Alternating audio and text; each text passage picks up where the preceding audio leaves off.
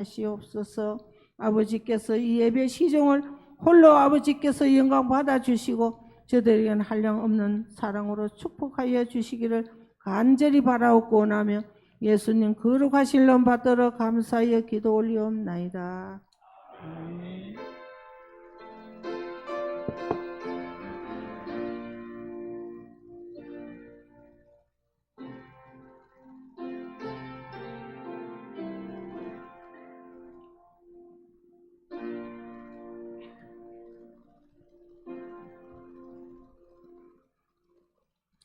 하나님 말씀 보겠습니다. 요한복음 9장 1절에서 12절까지 말씀입니다.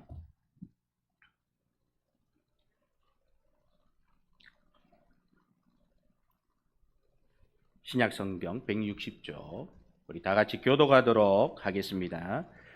예수께서 길을 가실 때에 날 때부터 맹인된 사람을 보신지라.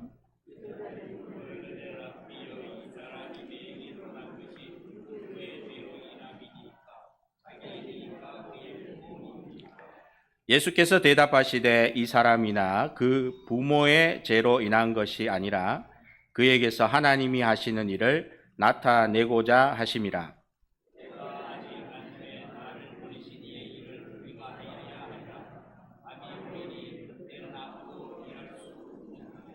내가 세상에 있는 동안에는 세상의 빛이로라.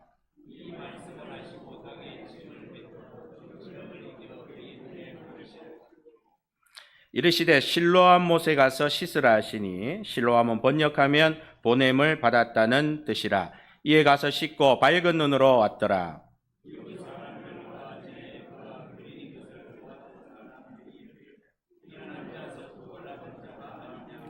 어떤 사람은 그 사람이라 하며 어떤 사람은 아니라 그와 비슷하다 하거늘 자기 말은 내가 그라 하니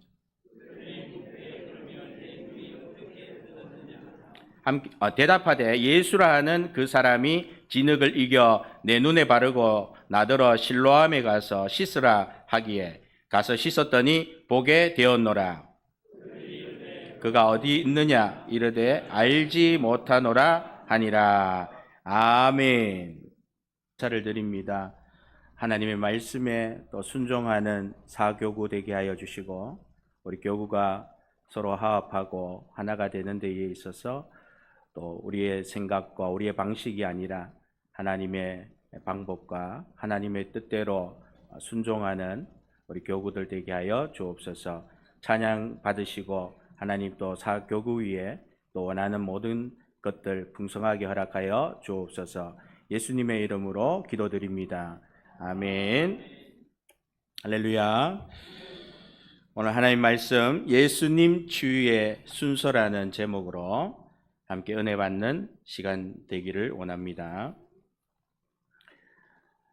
내 방식, 내 생각이 문제를 해결할 수 없다는 것을 우리가 깨달을 때 하나님의 방법에 순종하게 되고 문제도 해결되는 은혜를 받게 됩니다. 새로운 신앙생활의 시작, 이것이 하나님 방법밖에 없다. 오늘 말씀의 주제로서 여러분들이 이 주제를 가지고 말씀을 함께 따라와 주시기를 바랍니다.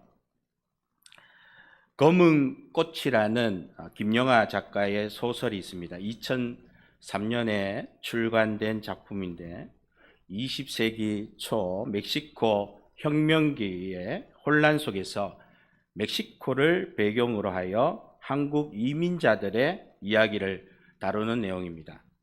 1905년 한국 정부는 멕시코의 사탕수수 농장에서 일할 이민자를 모집했습니다. 많은 한국인들이 새로운 삶을 찾아 멕시코로 향하게 되지만 그들이 도착한 곳은 약속된 땅이 아닌 노예와 같은 노동 조건이 기다리는 곳이었습니다. 주인공들은 멕시코 혁명의 혼란 속에서 자신들의 운명을 바꾸려고 모두들 노력을 했습니다. 그들은 다양한 인종과 문화가 혼재하는 멕시코 사회에서 살아가면서 그 과정에서 사랑도 하고 배신도 하고 희망도 가지고 절망도 가지는 그런 내용의 이야기입니다. 그래서 이민자들이 겪는 고난, 그들을 둘러싼 사회적인 그런 문제들, 다양한 문화가 만나는 과정에서 발생하는 갈등, 그리고 어려운 상황 속에서도 인간이 가질 수 있는 희망, 이런 것들이 혼재하면서 그 속에서 이겨내는 그런 이야기들입니다.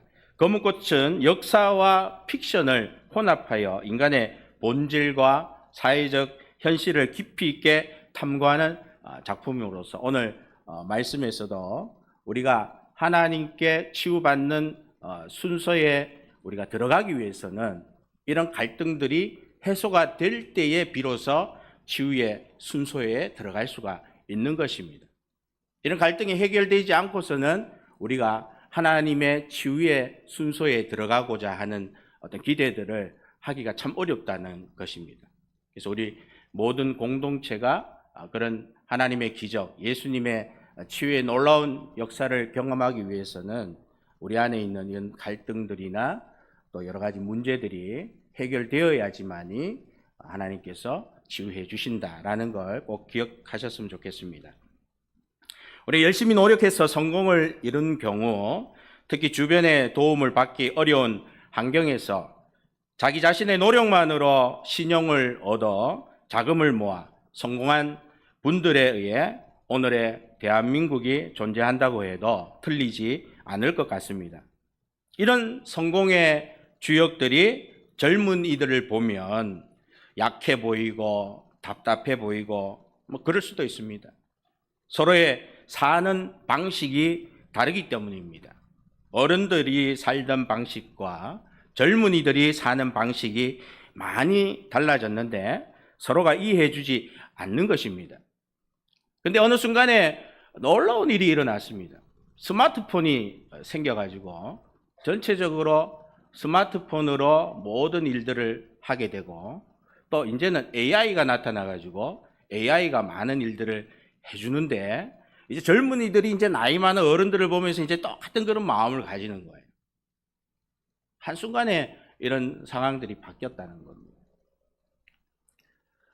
유튜브, 너튜브라고 그러죠. 원래 예전에는 일이 없어서 백수로 대접받는 그런 취급받는 사람들이 돈을 엄청 많이 벌고 있습니다. 그리고 노래 경연대회 한번 나오면은 배짱이 같은 그런 사람들도 상금을 1등을 하면 상금을 엄청나게 많이 주는 거예요.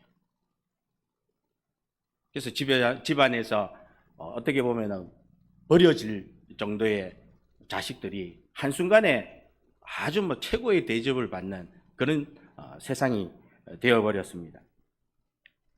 우리가 옳다고 생각하고 우리가 바르다고 생각한 것이 오래 가야 되고, 이것이 우리가 어떻게 보면 아무리 세대가 바뀌고 변화가 된다고 할지라도 이것이 계속 유지가 되어야 되는데 절대로 그것이 유지가 되지 않고 바뀌는 겁니다. 다르다 이 말이죠. 지금 우리 성도님들이 알고 있는, 내가 가지고 있는 사고방식이 맞다, 이 방법대로 하면 옳다, 그렇게 생각하시지만 젊은이들은 또 다르게 생각하고 있는 거예요. 옛날 어른들은 보수적인 걸 지키고 전통적인 것을 지키고 그러면서 천천히 서서히 나가기를 원하는데, 지금 현재 젊은 세대들은 발전하기를 원합니다. 꿈과 희망을 가지고 막 달려가려고 그래요. 어떻게 보면 요즘 뉴스에 나오는 모습 보면 굉장히 위험해 보일 정도로 그렇게 모습이 보이지만 거기에 나름의 또 진리가 있다라는 것입니다. 젊은이들은 요즘 부모의 훈계를 듣지 않으려고 하고, 부모들은 자녀들의 사고방식을 이해해 주지 않아서 갈등이 더 커져가게 되는 것입니다. 가정만의 문제가 아닌 것 같아요. 이러한 갈등은 하나님과의 관계에도 적용이 되어 아무 일이 없을 때는 하나님을 찾지 않다가 어려움을 만나면 기도하는 것입니다. 하나님의 말씀이 진리다라고 고백할 수 있는 상황이 오는 것은 그만큼 고난과 역경이 있어야지만이 우리가 하나님을 찾을 수 있는데, 하나님을 찾는다 이 말은 그만큼 고난과 역경이 있는 분들이다라는 걸 이야기하는 것입니다. 병으로 인해 기적이 일어나든 영적 신앙으로 인해서 내가 회복이 되든 이 모든 문제는 우리 모든 성도님 각자가 다 가지고 있는 그런 해결할 수 없는 문제들일 줄 믿습니다. 오늘 이 시간 하나님의 말씀으로 나 자신의 모습을 판단하시고 또 하나님의 말씀으로 나 자신의 행동을 조정해 보시는 그런 시간이 되시기를 원합니다. 첫 번째, 우리 만나기 위해서 노력을 해야 됩니다. 오늘 예수님을 만나기 위해서, 하나님을 만나기 위해서 우리가 노력하고 그분을 만나려고 찾으려고 애를 써야 되는 겁니다. 애를 쓴다고 할지라도 그 주님을, 내 문제를 해결해 주실 분을 만나지 못할 수도 있는 겁니다. 어떻게 보면 내가 내 삶이 다할 때까지도 만나지 못할 수도 있고, 내가 더 많은 변화와 하나님 순종하는 마음이 생기면 내일이라도 우리가 변화되어서 하나님을 만날 수 있는 그런 놀라운 문제들이 해결되는 그러한 일들이 일어나지 않겠습니까? 오늘 이것들을 우리가 기대하면서 우리가 신앙생활, 믿음생활 해야 될 줄 믿습니다. 아프리카계의 미국인 캐서린 존슨이라는 사람이 있습니다. 이 여인은 1918년도 8월 26일 미국 웨스트 버지니아 화이트 솔러 카운티에서 태어난 사람입니다. 농부인 아버지와 교사였던 어머니, 그 부부가 자녀에게 교육의 중요성을 늘 이 아이에게 알려주었습니다. 이 아이는 자신의 신분이 흑인이기 때문에 만약에 부모가 그 아이에게 지속적으로 교육을 시키지 않았더라면 이 아이는 자신의 환경을 탓하고 또 자신의 좀 부정적인 상황을 인지해서 아무것도 하지 않을 수 있는 그런 상황이 될 수도 있는 겁니다. 그렇지만 이 부부는 절대로 그런 것들을 이 아이에게 심어주지 않고 계속적으로 공부를 시키려고 애를 쓰고 노력했던 것입니다. 그래서 어느 순간에 그녀가 수학에 뛰어난 능력이 있다, 재능이 보이자 더 높은 교육을 이제 받을 수 있도록 지원을 해줬다는 겁니다. 어려운 환경에서도 그 일을 최우선으로 했던 겁니다. 10살 때에 이제 뛰어난 능력이 있으니까 고등학교를 입학을 하고요. 14살이 되어서 졸업을 합니다. 그리고 웨스트 버지니아 주립대학에 입학을 하고 수학과 프랑스어를 공부하면서 인종차별이 심해 제약을 받았지만 그 제약 속에서도 전혀 굴하지 않고 장벽을 극복하고 자신의 능력을 발휘했던 것입니다. 1953년 나사에서 일하게 되었고 아폴로 11호 달 착륙에 기여하게 됩니다. 당시에 컴퓨터가 발달하지 않았던 시기였기 때문에 수학으로 모든 것들을 계산해내면서 실제로 우주선을 조종하여 그 궤도의 데이터를 계산해내는 그런 작업들을 했던 것입니다. 그 일을 하는데 컴퓨터보다도 훨씬 더 뛰어난 재능을 가지고 있다라는 것을 알게 된 것이죠. 이게 이제 영화로도 2016년도에 개봉되었습니다. 히든 피겨스라는 제목의 영화인데요. 3명의 아프리카계 미국 여성이 수학으로 이런 나사의 달 착륙까지 가는 그런 계산들을 해내면서 엄청난 일을 해낸 그런 모습들을 보여주고 있습니다. 이 여인도 신앙인이고 하나님을 잘 믿는 믿음의 사람입니다. 믿음의 사람은 어떤 문제가 생겼을 때에 이 문제를 내 방식으로 해결하게 되면 거기에 제한되게 되고 또 문제가 생기게 되는 겁니다. 그런데 그럼에도 불구하고 이 여인은 그런 것을 두려워하지 않고 극복해내면서 하나님 앞에 내 방법이 아닌 비록 똑똑하지만 하나님 방법을 사용한 것입니다. 환경을 탓하거나 쉽게 포기하면 우리가 큰 일을 할 수 없을 것입니다. 우리 1절 말씀을 한번 읽어보겠습니다. 시작.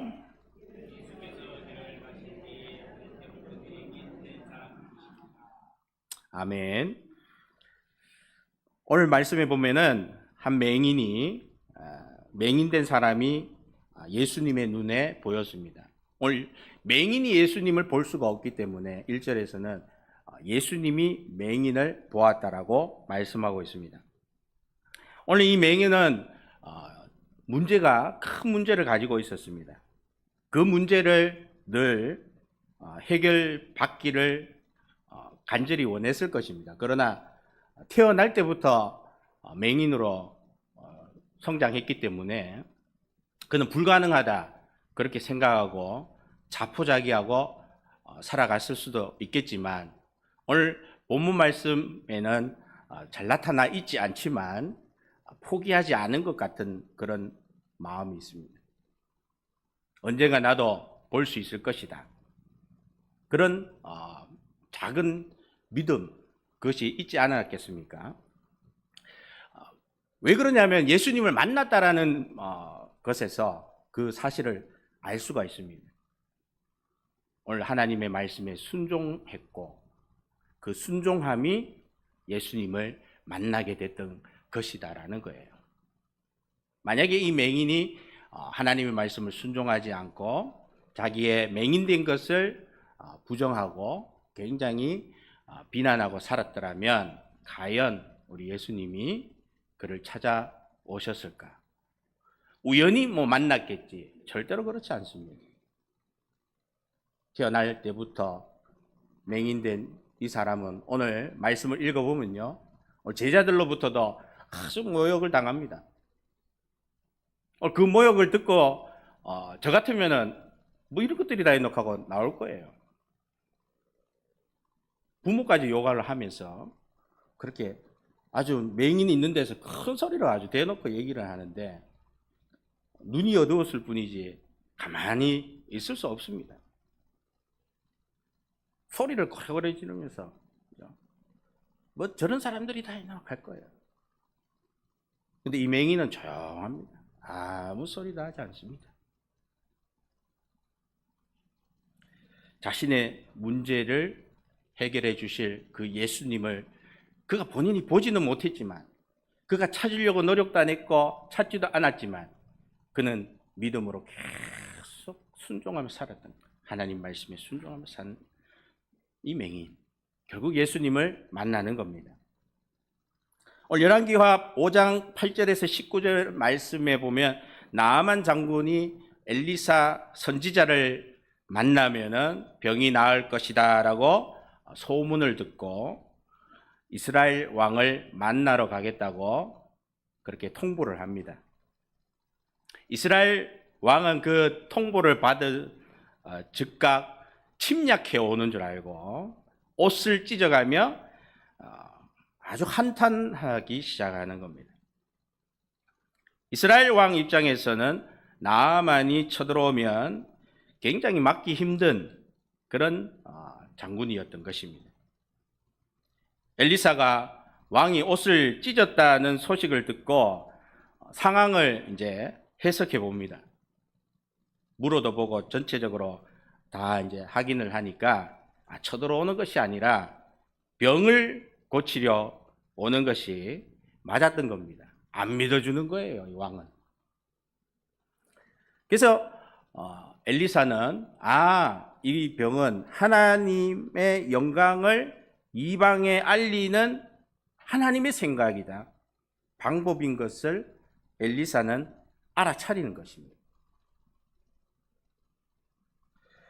내 문제를 해결해 줄 자를 만나러 왔다 이런 것이죠.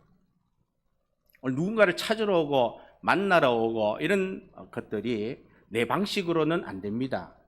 두 손 두 발 다 든 거예요. 항복을 의미하는 것이죠. 그 항복을 하고 나아만 장군이 자신의 병을 고치기 위해서 하나님께로 나아오는데 그 마음을 우리 하나님께서 아시는 거예요. 요한복음 3장 2절에는 또 니고데모라는 그런 선지자가 있습니다. 유대 지도자죠. 방에 예수님을 만나기 위해서 밤중에 자신이 풀지 못하는 영적인 문제, 이거를 해결하기 위해서 주님을 만나는 장면입니다.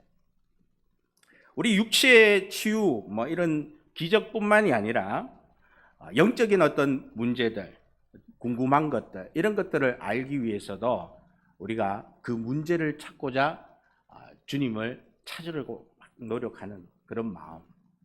니고데모가 그러면서 예수님을 만나서 여러 가지 이야기를 들었지만 그럼에도 불구하고 헷갈린다 이 말이에요. 어렵다 이 말입니다. 오늘 우리가 읽은 이 본문에 등장하는 인물은 날 때부터 보이지 않는 상태로 살다가 예수님을 만나서 하나님 하시는 일에 대해 이제 깨닫게 되고 알게 되는 그런 삶을 자기의 문제가 해결되고부터 그렇게 시작이 되는 것입니다. 우리가 문제가 해결이 되면 그 문제를 해결받은 것에 대해서 다양한 방법으로 이제 표현을 하게 되는 거죠. 그래서 그 표현의 방법들이 오늘 우리가 또 본문에서 살펴봐야 하는 그러한 부분들입니다. 오늘 이런 맹인은 자신이 병을 고침을 받은 그 고침 받은 이후에 예수님을 자기가 고쳐준 예수님을 어떤 위험한 상황에도 전혀 굴하지 않고 예수님께서 나를 치료해 주셨다라고 계속적으로 이야기를 하고 있는 것입니다. 단순한 어떤 고침에 대한 표현이 아니라 이것이 오랫동안에 이런 고침받은 것에 대한 감사의 표현, 그런 감사의 표현들이 있었던 것이죠. 불치병으로 외면당한 사람도 또 죽을 위기, 고치지 못하는 병도 만나야 할 분을 만나게 될 때 은혜가 임하는 것입니다. 두 번째는 주님 말씀대로 행동해야 된다는 겁니다. 우리 한번 7절을 한번 읽어보겠습니다. 시작.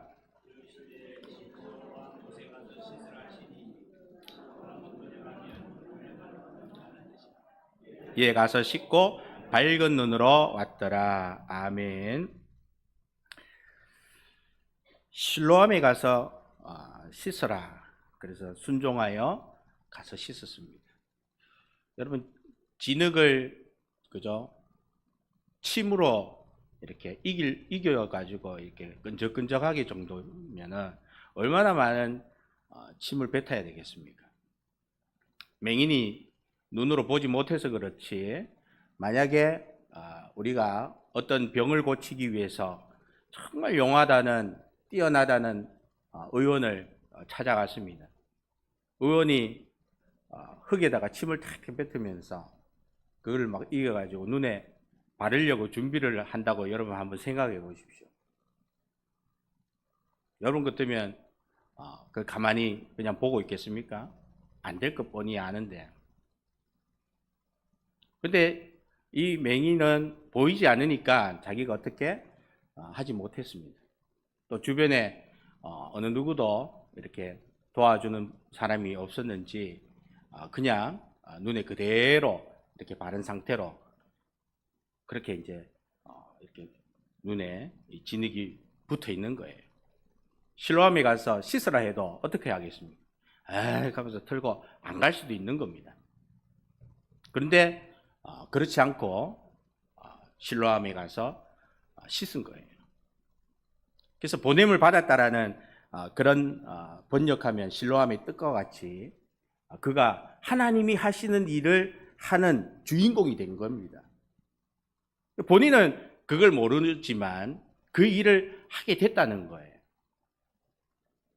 그래서 우리가 신앙생활, 믿음생활 할 때에 나라는 존재가 그냥 우연히 예수를 믿고 그냥 신앙생활 하다가 죽는 것이 아니라 정말 이 맹인과 같이 보냄을 받은 어떤 하나님이 하시는 그 일을 경험한 것처럼 저와 여러분들도 어느 시점에서는 그런 깊은 의미가 있는 성도들이 되지 않겠습니까? 그러지 않고 예수를 믿는 사람이 과연 얼마나 되겠습니까? 오늘 우리는 지금 우리 안에 있는 이 문제를 해결하지 못할 뿐이지 사실상 오래전에 우리는 이 문제들이 다 해결됐던 사람들 아니겠습니까? 근데 어느 순간에 다시 이 문제들이 우리를 괴롭히고 그 문제 때문에 내 방식대로 내 사고로 계속 해결을 하려고 하지만 더 어려운 상황이 되는 것입니다. 요한복음 9장에는 예수님이 맹인의 눈을 뜨게 하신 이야기가 나오는데요. 이 이야기에서 중요한 부분은 예수님이 맹인의 부모가 그가 맹인으로 태어난 것은 누구의 죄 때문이냐라는 질문에 대해 그 부모가 대답합니다. 이가 내 아들인 것과 맹인으로 난 것을 아나. 9장 21절에 기록되어 있습니다. 그가 무슨 죄를 지었든지 또는 그가 어려서부터 무슨 죄를 지었는지 나는 알지 못하노라. 그가 이 나이가 되도록 맹인으로 있는 것이 이 사람이나 그의 부모의 죄 때문이 아님을 우리가 아노라. 이 이야기에서 맹인이 태어날 때부터 맹인이었다는 사실이 강조되고 있고요. 예수님이 이 사람을 치유하시는 것이 단순한 기적뿐만이 아니라 하나님의 능력과 사랑을 나타나기 위한 목적임을 보여주고 있는 겁니다. 그래서 예수님이 모든 사람에게 하나님의 사랑과 자비를 베푸시는 분임을 보여주며 우리도 서로를 이해하고 돕는 삶을 살아야 한다는 이런 의미들이 담겨 있는 겁니다. 오늘 저와 여러분이 치유를 받고 고침을 받는 그러한 은혜를 경험하게 되었을 때에 그것이 나 자신을 위한 것이 아니라 하나님의 사랑을 많은 주변의 사람들에게 알리기 위한 것이다라는 겁니다. 오늘 예수님이 실로암에 가서 씻으라 그러고 가서 씻자마자 눈이 탁 떠지는 겁니다. 이왕이면은 이거보다 더 멋진 장면이 나오지 않았을까? 나왔으면 좋겠다. 이런 우리가 말씀을 읽으면서 궁금증을 많이 가져요. 예수님이 하나님이 하시는 일이다. 그러면서 기도를 해주면서 그죠? 그 말이 탁 끝나자마자 눈이 탁 떠지면은 정말 멋있을 건데 침을 막 바르면서 가가지고 씻고 와라. 근데 씻고 난 뒤에 예수님도 없는 그냥 실로암 물에 씻고 있는데 갑자기 눈이 탁 떠진 거예요. 전혀 은혜롭지 않은 그냥 어떻게 보면은 맹인 그만 기쁜 것밖에 없는 거예요. 모델이 있는 자리에서 눈이 떠져가지고 박수도 받고 그러면 얼마나 좋겠습니까? 나아만 장군도 마찬가지입니다. 엘리사 선지자에게 비슷한 이런 대접을 받습니다. 예수님도 이 맹인에게 어떻게 보면 좋은 대접이 아닌 것 같아요.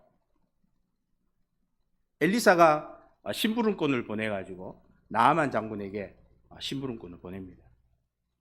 그러면서 나아만 장군이 엘리사의 집에 도착도 하기 전에 심부름꾼한테 얘기를 듣는 거예요. 저희가 요단강에 가서 7번 씻으라 갑니다. 얼마나 기분 나쁜지 모릅니다. 내가 그래도 장군인데 내가 막 화내보면 오늘 이스라엘 뭐 어떻게 할 수도 있다. 이 정도의 내가 사람인데 나를 본인이 직접 얘기하는 것도 아니고 종을 시켜가지고 물에 7번 씻고 와. 우리 아람 땅에 요단강보다 물 더 깨끗한 데 많은 데서도 씻어도 안 됐는데 뭐라 카독하면서 막 화가 막 끝까지 난 겁니다. 실제로 화가 났을 거예요. 근데 옆에 있는 그 종이 주인이요, 당신은 엄청나게 큰 일을 하지 않았습니까? 이런 거 가지고 화내지 마십시오. 그냥 한번 씻고 가면 될 거 아닙니까? 그렇게 해서 이제 옆에 종이 아주 지혜로운 종 때문에 나만이 물에 씻으러 가는 겁니다. 그래서 나만이 원하는 장면은 엘리사가 와가지고 상처에 손을 대고 하나님 이름을 부르면서 극적으로 그죠? 깨끗하게 치유되는 그런 상상을 하고 왔을 건데 이런 대접을 받으니까 기분이 굉장히 안 좋은 거예요. 니고데모도 예수님으로부터 똑같이 무시를 당하고 그런 대접을 받았지만 그 속에서도 큰 은혜를 깨닫는 것입니다. 세 번째는 주님 말씀에 감사해야 된다는 겁니다. 맹인이었던 그가 실로암에 가서 눈을 씻지 않았다면 남은 생을 보지 못하고 살아야 합니다. 그러나 자신의 부모에까지 죄를 뒤집어 씌우는 제자들 앞에서 화를 낼 수도 있고 그 자리에서 도망칠 수도 있었습니다.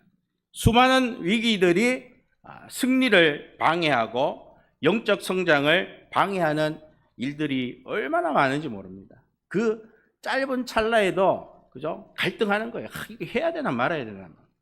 수없이 많은 그런 바로 앞에 가는 그 순간에도 그런 마음들이 우리에게 생기는 거예요. 그 마음을 이기지 못하면 우리는 그것을 누릴 수가 없는 것입니다. 눈을 뜨고 볼 수 있는 기회를 얻지를 못하는 거예요. 세상에 할 수 없다, 안 된다고 할 때 하나님은 따뜻하고 친절하게 다가와서 치유해 주시지 않고 화가 머리 끝까지 오르도록 위기를 주면서 결국 말씀대로 순종하도록 만드는 겁니다. 우리가 준비가 어지간한 준비가 되지 않고서는 순종할 수가 없는 겁니다. 나만의 입장이 되어보십시오. 맹인의 입장이 한번 되어보십시오. 니고데모의 입장이 되어보십시오. 예수님을 만나고 나니까 더 기분이 더 안 좋아요. 더 불쾌해요. 이런 마음으로 끝나버리면 그의 삶은 아무것도 없는 겁니다. 그러나 그들 모두는 그렇지 않았습니다. 그런 와중에 치유되고 변화되었을 때 얼마나 감사가 넘쳐나는지 모릅니다. 정말 하나님이 하시는 일이 맞구나라고 할 정도로 그들의 생각이 완전히 달라지고 바뀐 거예요. 어떻게 보면 이후로는 그들에게 그 어떤 문제가 생기지 않을 만큼 하나님의 말씀에 지속적으로 순종하는 삶을 살아갔을 것입니다. 맹인과 나아만 니고데모가 자기 생각에 지나치게 빠져 있었다면 자기에게 닥친 한계를 극복하지 못하고 병든 몸 그대로 돌아가는 패배자가 되었을 것입니다. 그러나 수없이 많은 유혹을 이겨내고 순종한 결과로 얻은 치유는 곧이어 감사로 기쁨을 표현하게 되는 것이죠. 물이 몸을 고친 것이 아니라 말씀을 듣고 행함이 하나님께 감사한 제목을 만들게 해 주었다는 것입니다. 하나님께 감사할 것은 만들어드리는 성도 되시기를 예수님의 이름으로 축원합니다. 치유가 되면 감사를 사람에게 하려고 합니다. 고침을 받으면 바로 내 눈에 보이는 사람이 나를 고쳐줬으니 그 사람에게 감사하는 거예요. 오늘 맹인도 마찬가지입니다. 보지는 못하고 있다가 보는 순간 예수님을 봤거든요. 예수님은 하나님의 아들이고 사람이지만 그 예수님께 너무 감사하는 거예요. 그래서 그 마음에는 예수님뿐만 아니라 하나님에게도 감사했다는 거예요. 과연 내가 고침을 받고 치유를 받았을 때에 사람을 보고 감사하느냐, 아니면 정말 나를 고쳐주신 그 하나님, 예수님을 보고 감사하느냐, 굉장히 중요한 의미인 것입니다. 나아만 장군도 마찬가지죠. 엘리사에게 감사하는 것이 아니라 하나님께 감사하는 거예요. 하나님이 하시는 일, 하나님께 영광되는 일이 되면은 하나님께 감사하게 되어 있습니다. 말로만 그냥 하나님께 감사합니다, 그게 아니에요. 정말 삶을 그렇게 살아가는 겁니다. 나아만은 우상을 섬기지 않기를 작정한 거예요. 변화가 되는 겁니다. 달라지는 거예요. 안 한다고 사람이 안 할 수 없습니다. 인간의 결단은요, 3일이면 그냥 다 무너지는 겁니다. 하나님이 결단하게 해주시면 계속 가는 겁니다. 바뀌지 않아요.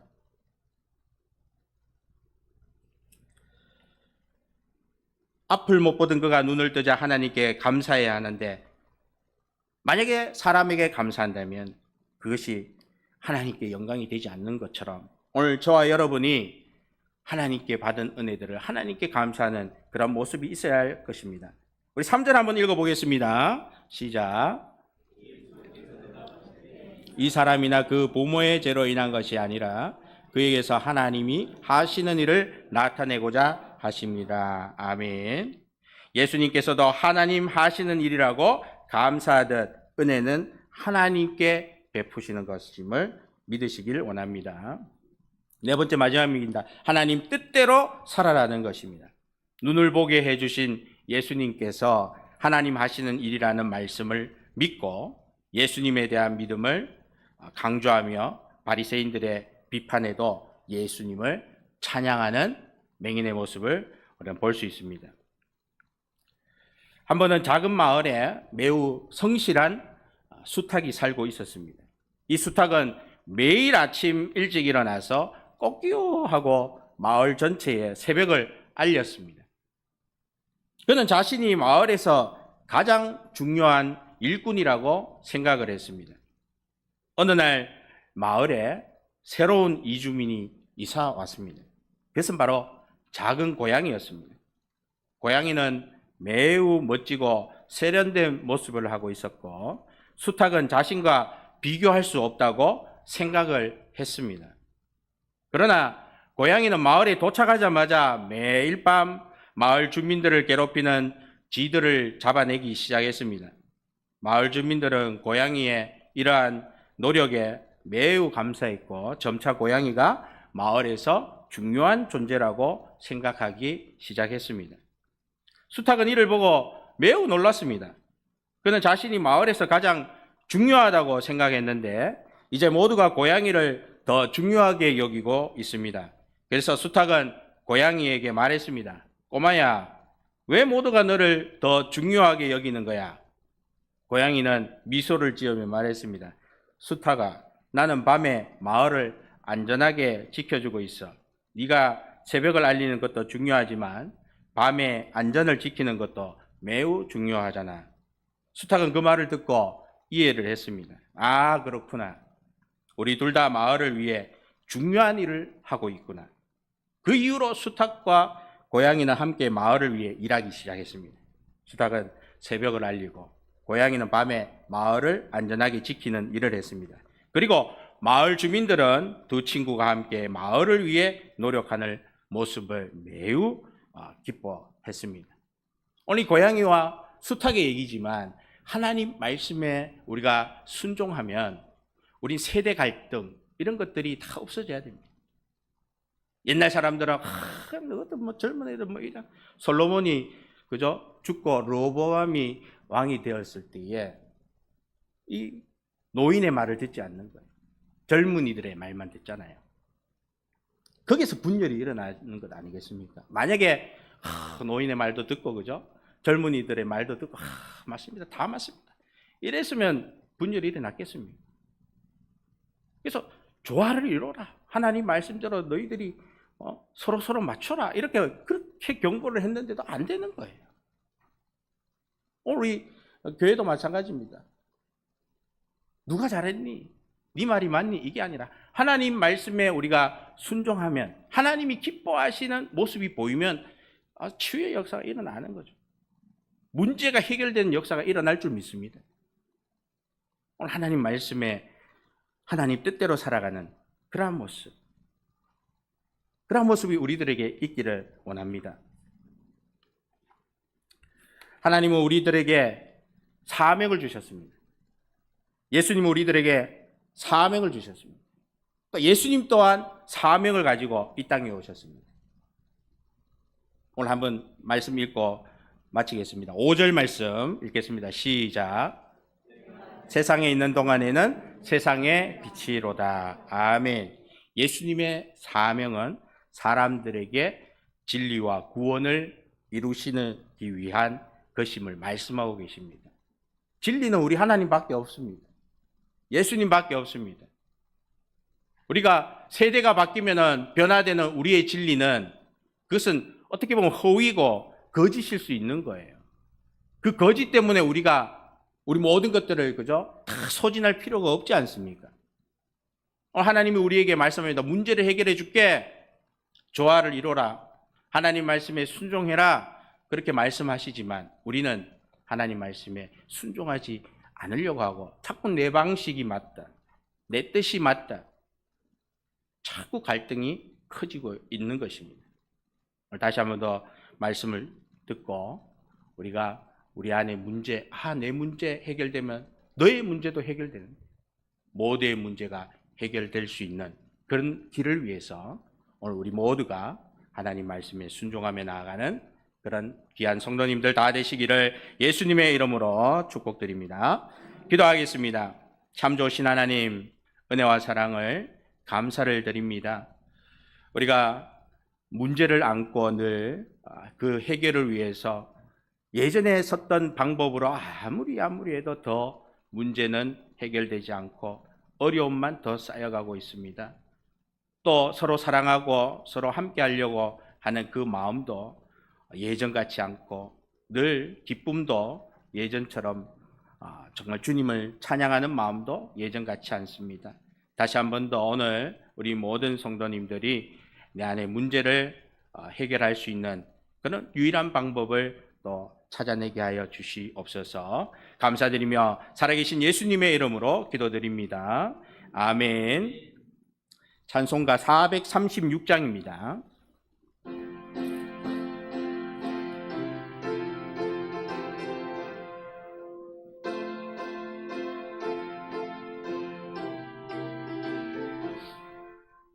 나 이제 주님의 새 생명 얻은 몸 옛것은 지나고 새 사람이로다.